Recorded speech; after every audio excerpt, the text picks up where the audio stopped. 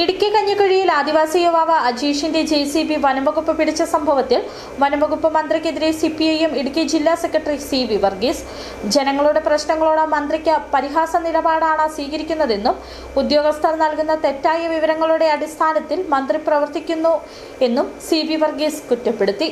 വനംവകുപ്പ് ഉദ്യോഗസ്ഥർ സമാന്തര സർക്കാരായി മാറിയിരിക്കുകയാണ്.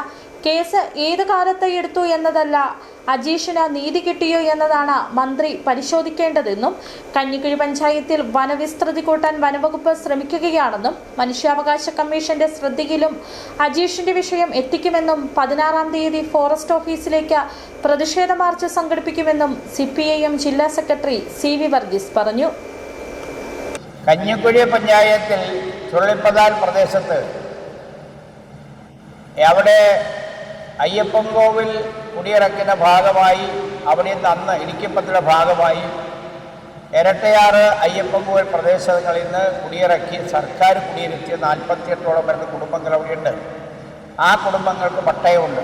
ആ പട്ടയമുള്ള ഭൂമിയിൽ കൃഷി ആവശ്യത്തിന് വേണ്ടി ജോലി ചെയ്യുന്ന സന്ദർഭത്തിലാണ് അജീഷിൻ്റെ വാഹനം യാതൊരു നീതിയുമില്ലാത്ത വിധത്തിൽ പിടിച്ചത്. മാത്രമല്ല, ആ വാഹനം പിടിച്ചുകൊണ്ട് വരുമ്പോൾ വനംവകുപ്പ് ഉദ്യോഗസ്ഥന്മാർ വന്ന് പറഞ്ഞത് ഒരു 500 രൂപ കൊണ്ട് നീ അടച്ചാൽ നിനക്ക് അപ്പം തന്നെ വാഹനം തരാമെന്നാണ് പറഞ്ഞിരിക്കുന്നത്.